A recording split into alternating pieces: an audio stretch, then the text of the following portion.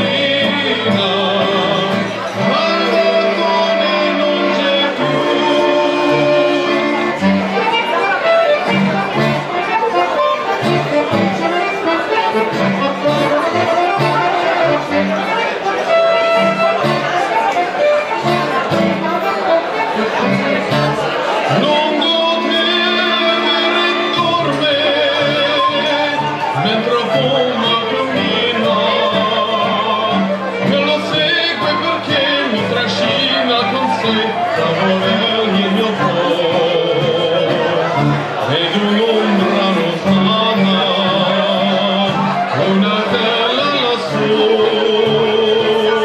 oh chi torna romana, accompagnami tu.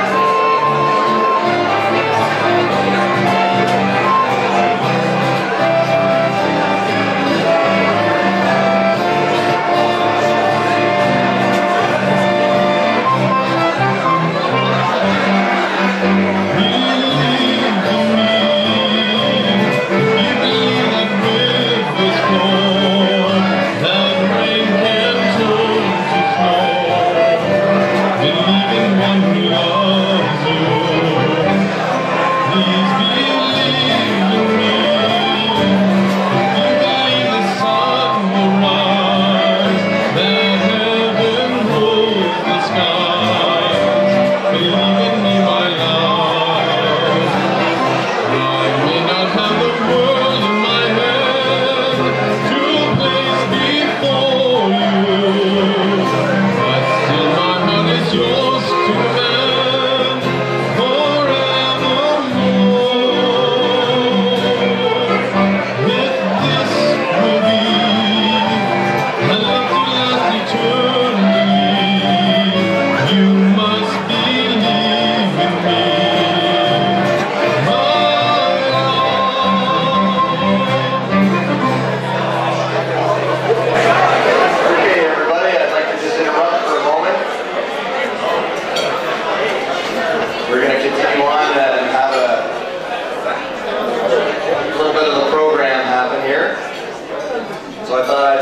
some important information. Check my phone. Blue Jays are winning 3-0. Leafs are beating the Habs 5-1. Sorry if there's any Montreal fans there. Brent Snedeker's leading the Masters at -7 with Angel Cabrera. So you'll see that at Sportscast tonight when you get home. So we're going to continue on, and part of the evening we thought we'd love to again share some thoughts and more discussion as we continue on about married love. And I got an email from a friend, and he thought I might want to share this with you all. And it was titled, What are friends for? It says, a man, unannounced, takes his pal home for dinner.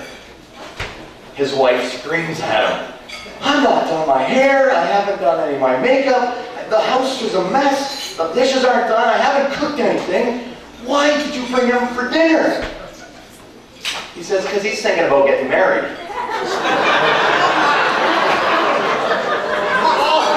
Yes.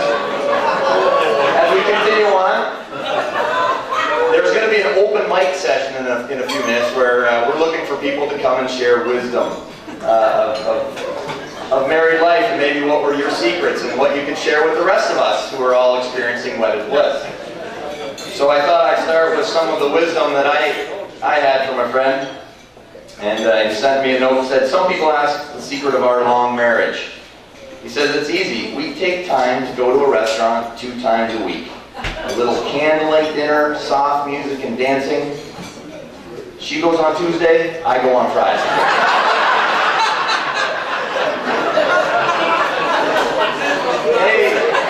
Maybe that will start, but we're maybe looking for more realistic wisdom coming later. I'd like to bring up Father Michael Prier to speak this evening and share some words with us. And he was telling me at dinner he's 2 years away from having spent 50 years at St. Peter's Seminary and teaching. So he's traveled around the world. I think that's wonderful. 48 years teaching. He's got lots to share. Let's bring him up. Father Michael Prier.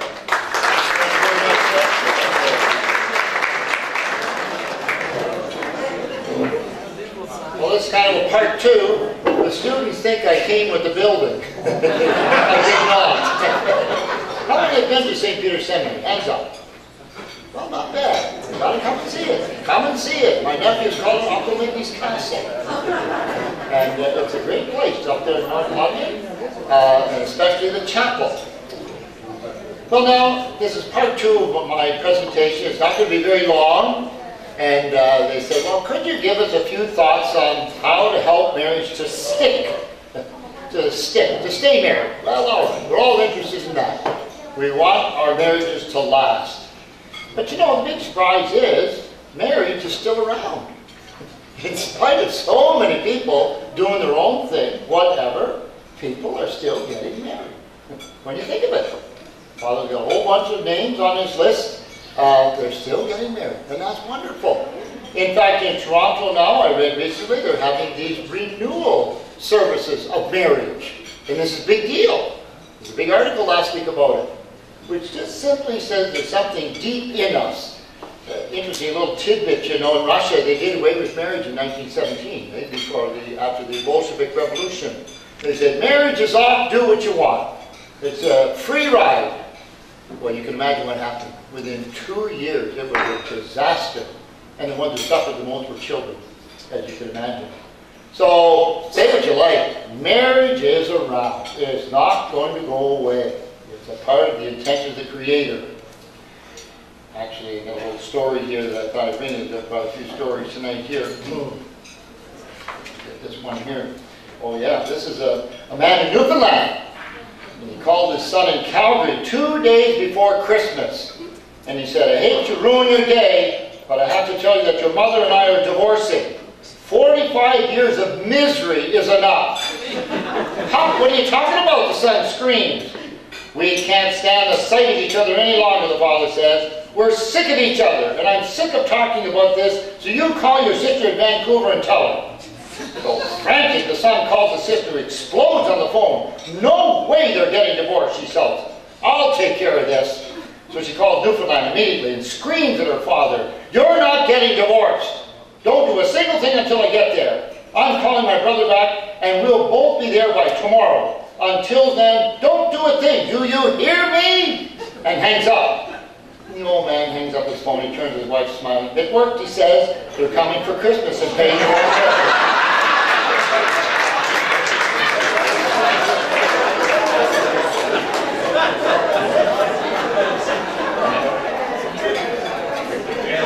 Marriage works.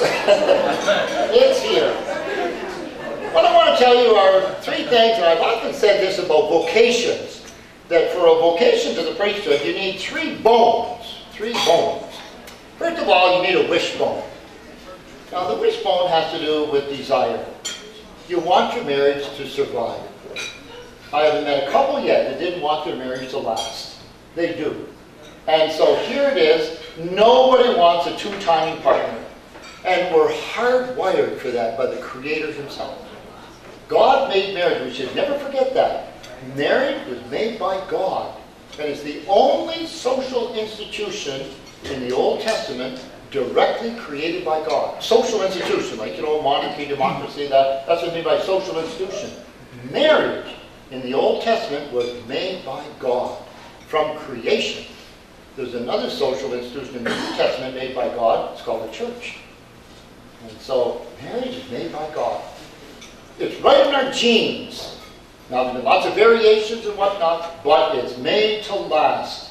And that's why it's called a covenant, and why that whole sense of the two-in-one flesh, the many levels of meaning that has when we marry, when we have sexual intercourse, all of that. That two-in-one flesh has 5 levels of it. There's the physical, obviously. I tell the students, remember now, worms make love, but we're more than a worm. We make love, if you think of it. And so there's the physical, there's the psychological, there's the social, the legal, and of course the two-in-one flesh, the child. Her eyes, his color. The two-in-one flesh. And finally, Christ in the church. There are 5 levels to that meaning, two in one flesh. And we yearn for permanency and commitment. The whole thing there, and loyalty. Now, Father wanted me to mention something, Father Joe. You mentioned your parents celebrating their 50th. My father's family, there were 14 children, my father's family. He said you had to move fast at the table. 14 children. 3 of them died a long time ago and I didn't know them. But about 4 years ago, my Uncle Richard and Aunt Pat celebrated their 50th wedding anniversary. Wonderful. I went down to McGregor, little town south of Windsor, and we had the celebration. But that was the 11th 50th in the family. They were the 11th sibling in my father's family to celebrate a 50th wedding anniversary. So we checked it out at the Guinness Book of Records in London, England. And they said, if your family hits that, you tie the world record. Well, we hit it. And we called Guinness. We let them know. They said, sorry, a family now has 12. Have you got any more? Well, so all the other, there were 3 families with the 11 50s in the United States. Now the 12th, the one with 12 is also in the United States, so we're claiming the record for Canada. But when I celebrate weddings, I say, go for the gold, folks. Go for the gold. Now, how many here have hit 50? No, none here. They're in church tonight. Over here, right. God bless you. Well, the gold. And that's what we're looking for. And I tell them when I celebrate weddings, it can be done. It can be done, folks. Go for the gold. Wishbone. Second bone is a backbone. And so it's this whole sense of what gives us the stuff that makes it last. And really, it's not strength, but it's intimacy. And it's communication. Intimacy.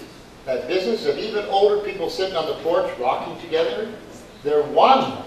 And there's a backbone there. And it's amazing. They stayed together. And they shared all their hopes and their fears and their sorrows. And they know that's what makes it click.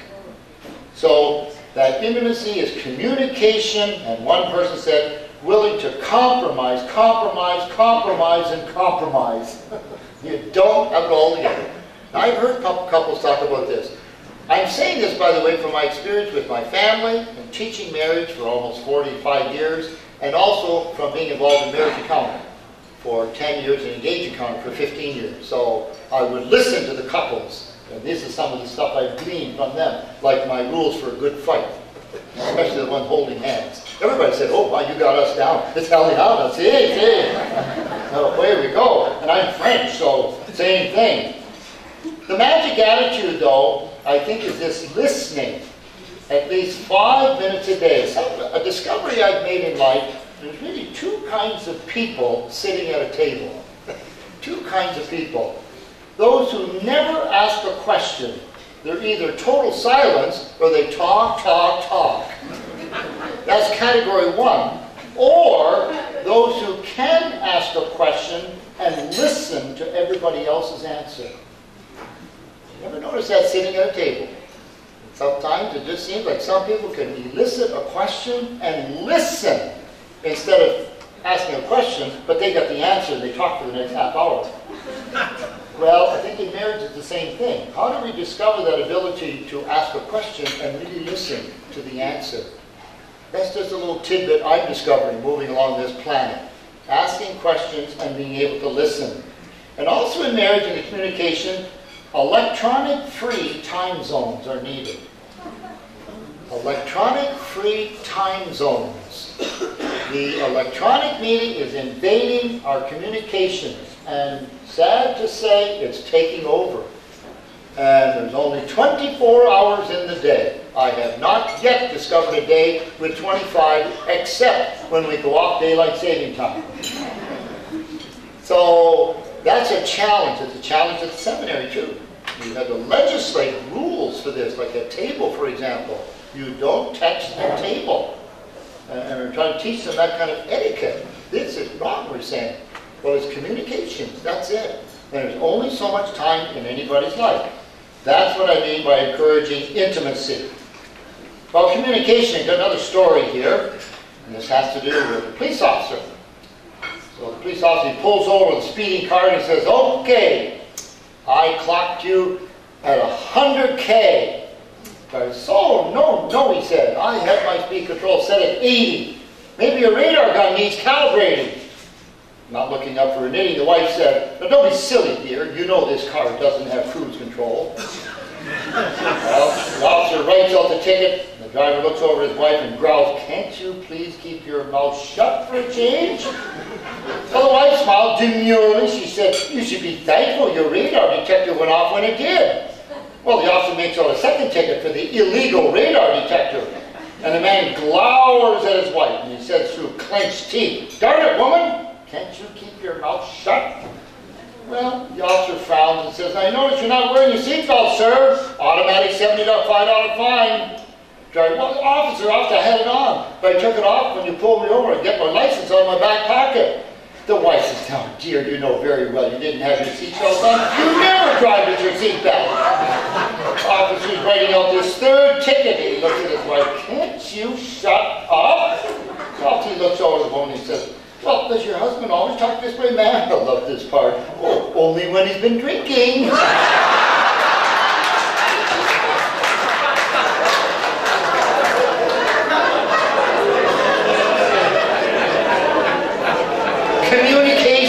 Communication. All right, that's backbone. My third one, funny bone. The funny bone. And I think here the whole thing is, when we laugh, we let go of our control. And we just allow all the incongruities of life to take over in an open spirit. In order to laugh, truly, you have to be very self-accepting. And just to let go. And at home, we laugh often. My father had the gift to exaggerate. And he could exaggerate something right off the wall. He'd have a blow-up. He'd blow up, my mother would cry. This was the dynamic. All right. She'd be in the bedroom, cry. He'd blow up. Then he'd go for a walk to cool down.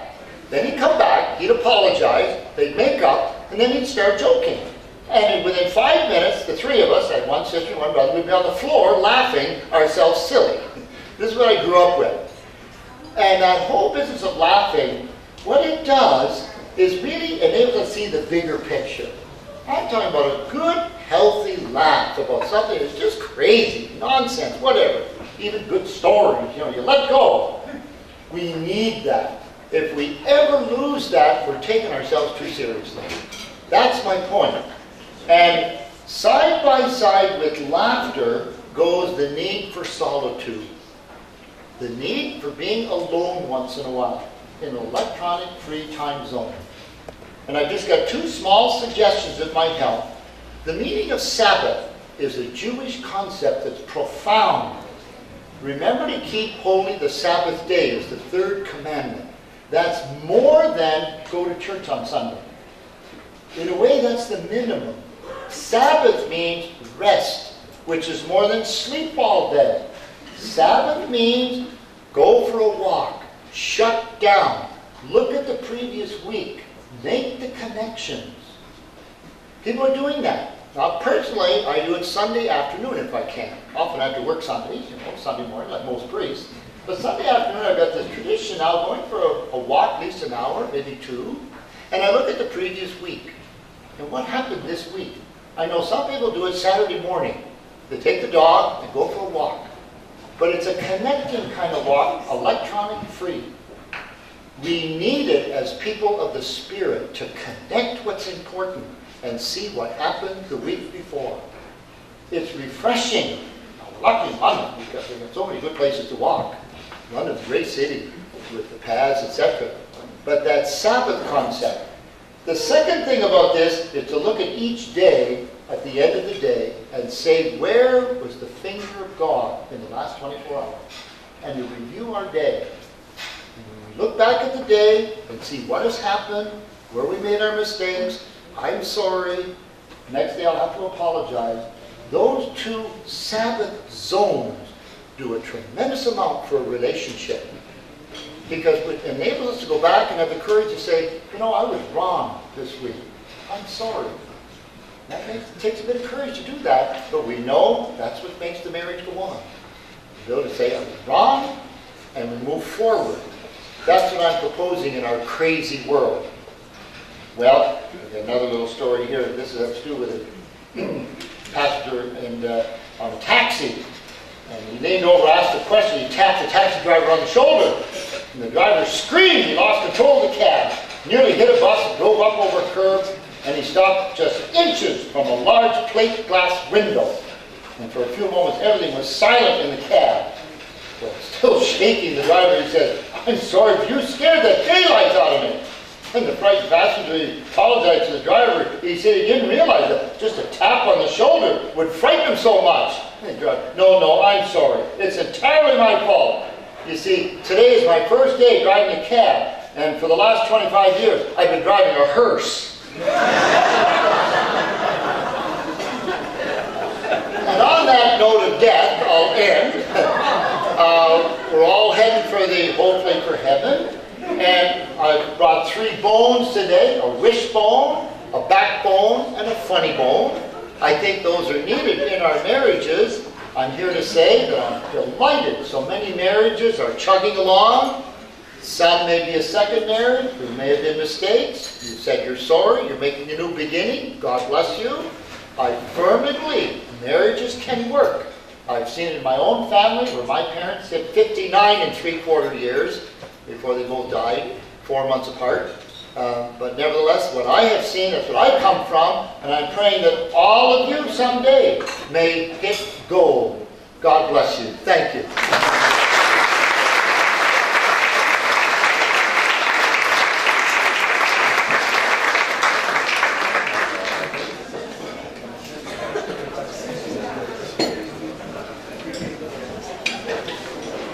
That's excellent.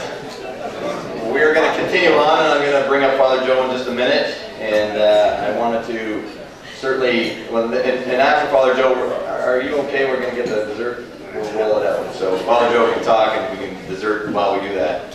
So I'm going to share a quick story that I got before I bring up Father Joe, and it's about a married couple that was out shopping in the mall. They were out most of the afternoon. Suddenly, the wife realized that her husband was nowhere to be found. He disappeared. So the somewhat irate spouse calls her husband on his mobile phone and demanded, "Where are you?"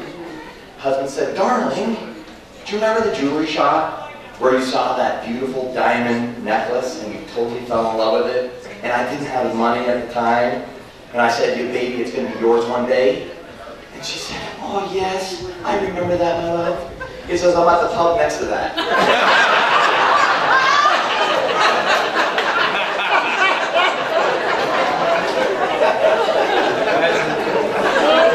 I can't relate.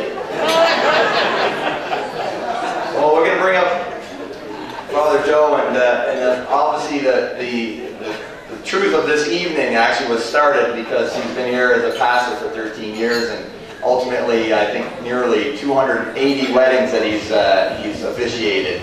And certainly the concept for him was to be able to have everybody come back and say hello and to have more community. And I think certainly with the wonderful idea, there was a crew of associates that got together to help organize this evening. And I was thinking more today as a parent and as one that has 3 children, it must be different for a priest, but in truth I would have to think that in marrying couples we would also be like your children. So certainly as a shepherd who leads us in our spirituality and leading us, I do believe being able to come to Mass and having this part and having him part of our lives is very important to us. And I know this evening was really generated because of what he's done for this parish. So I say we bring up Father Joe and let him talk.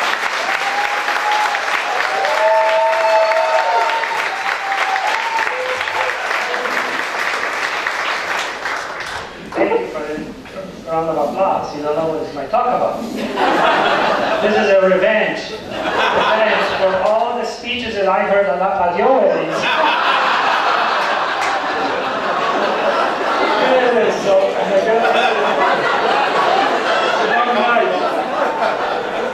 no, it's wonderful to be here, and of course, as a committee, we kind of got this idea about celebrating. And some of you received an invitation and you said, "Oh my gosh, Father Joseph is leaving." Not yet, so don't spread this word.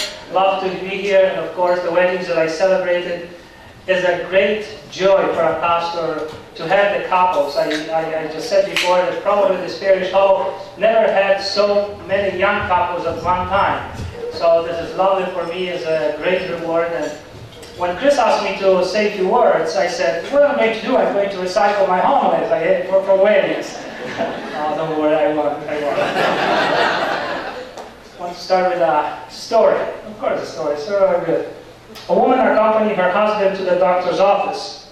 Following her husband's checkup, the doctor called her wife into the office to speak with her privately.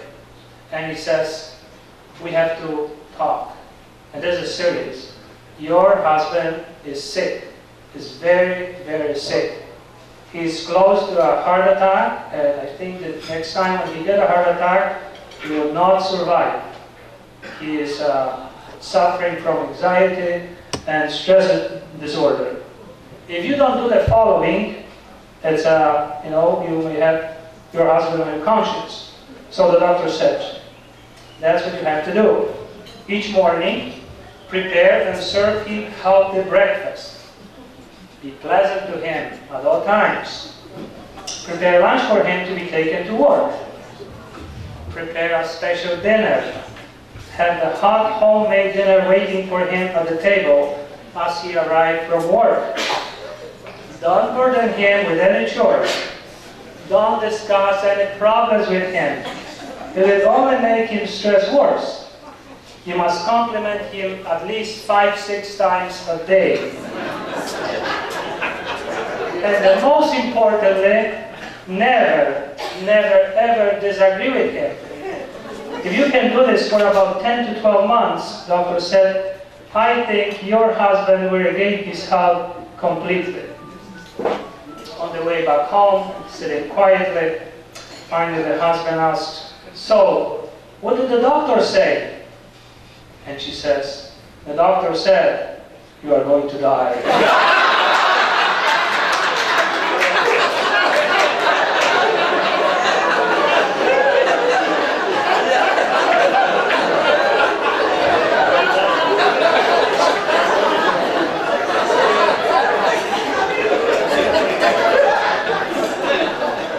So again, the whole idea of tonight is to stay in a healthy relationship.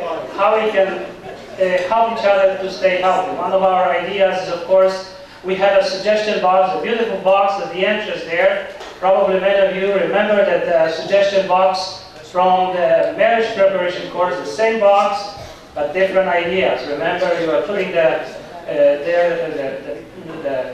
questions were about, can I wear the strapless dress?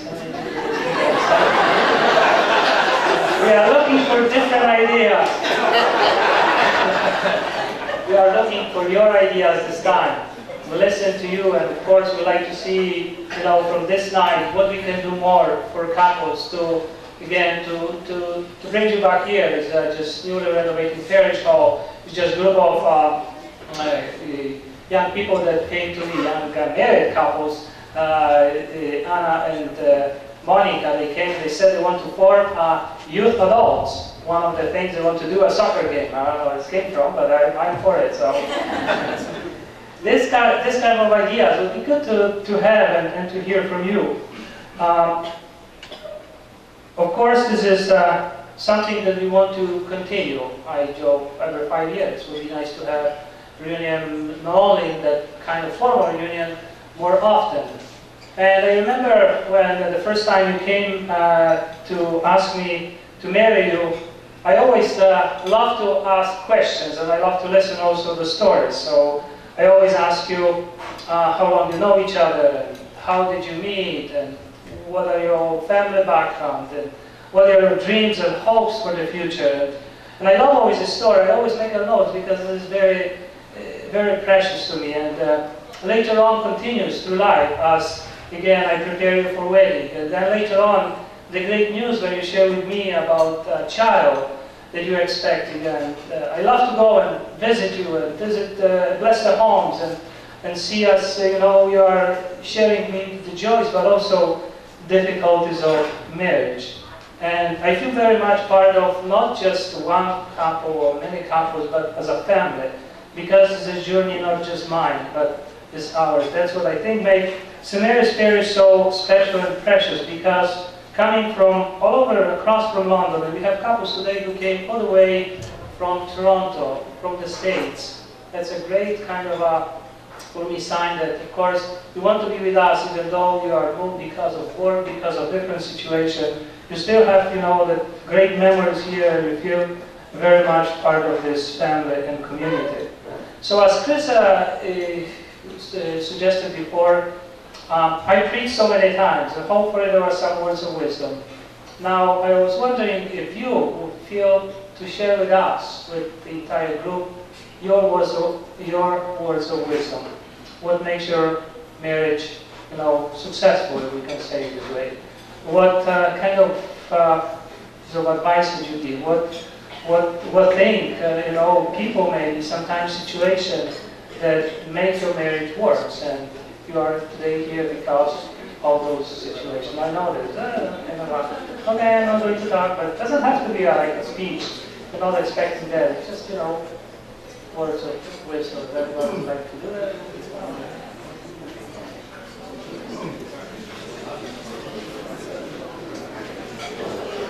Open microphone. Like that, we probably got some good advice.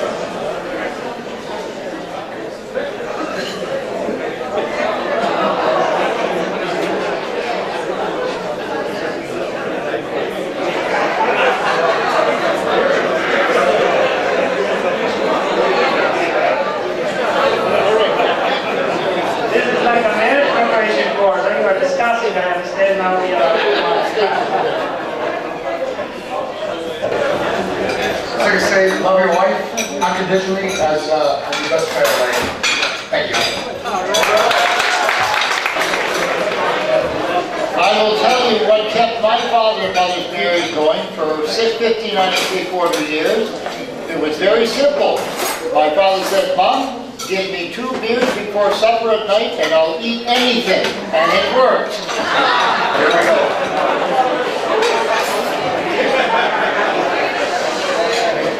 Happy wife is definitely a happy life.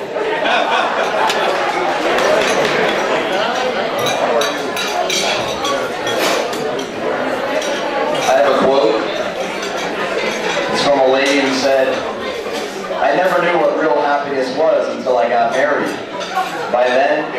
late.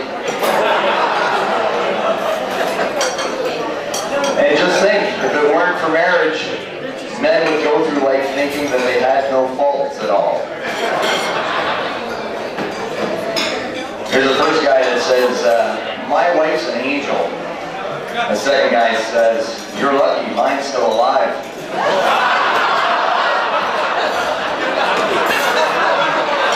Just to quote a woman's prayer. Woman prays, dear Lord, I pray for wisdom to understand a man, to love and to forgive, and for patience for his moods. Because Lord, if I prayed for strength, I think I'd just beat him to death. It's a little boy who asks his father, Daddy, how much does it cost to get married? The father replies, I don't know, son, I'm still paying. And the young son asks his dad, says, is it true, Dad, that in some parts of the world, a man doesn't know his wife until he marries her? Dad replies, no, son, that happens in every country.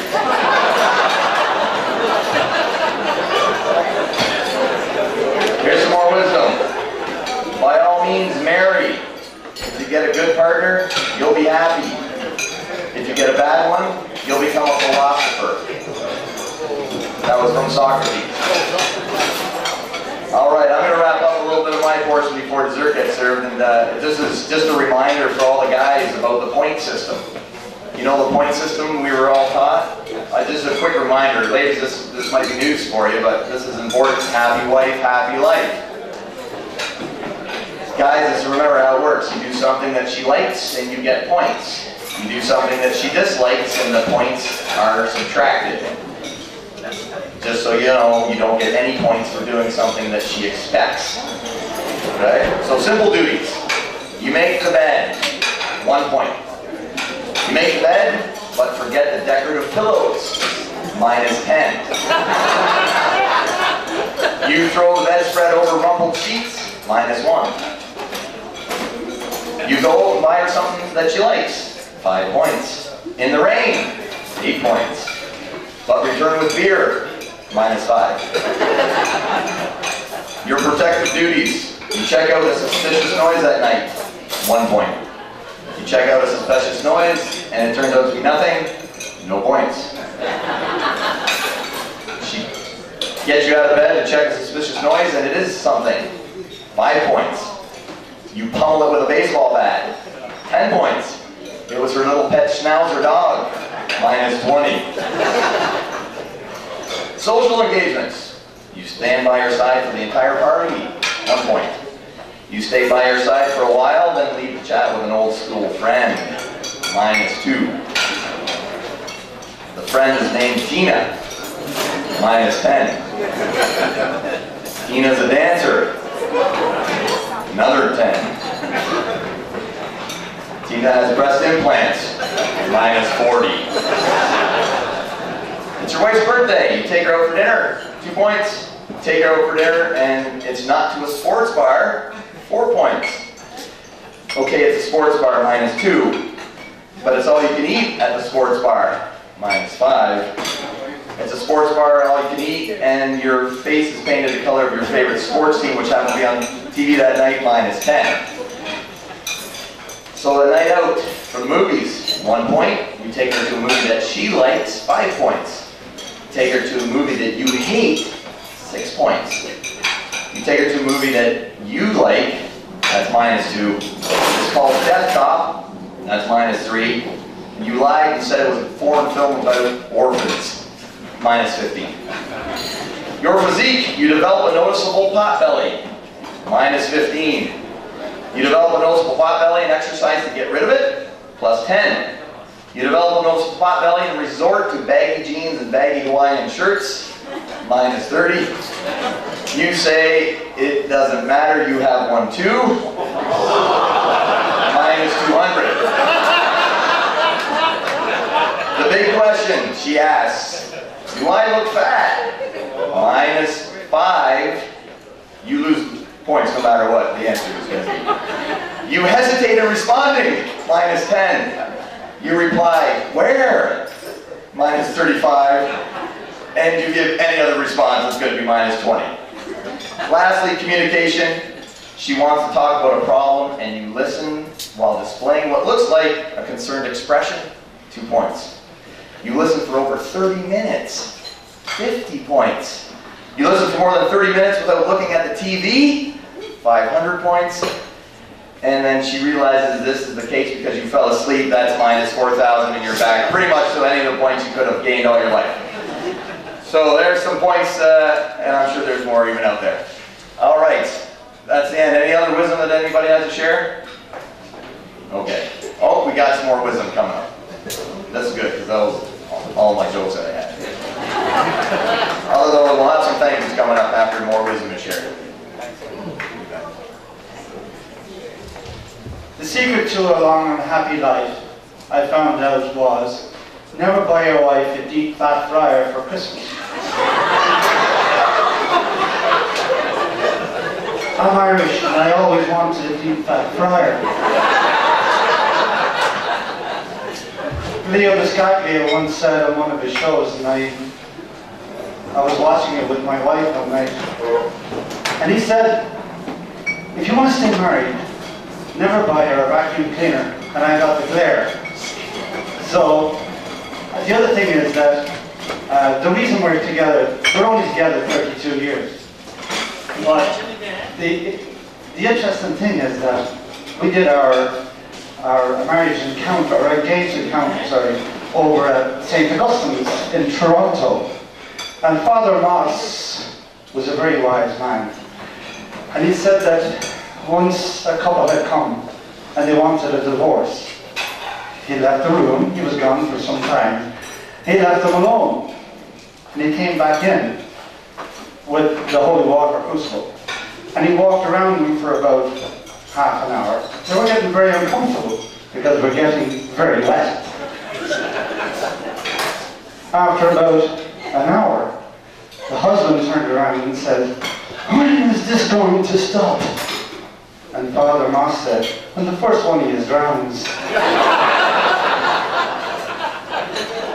That's how you stay together. You don't want to drown.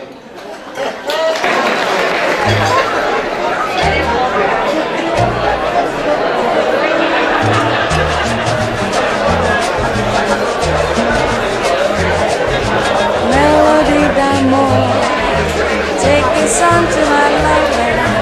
Shoo, shoo, little bird, go and find my love. Melody d'amour, serenade at his window. Shoo, shoo, little bird, sing my song of love. Tell him I'll wait if he names the date. Tell him that I care more than I can bear. For when we are apart, how it hurts my heart. So fly, oh fly away, and say I hope and pray this love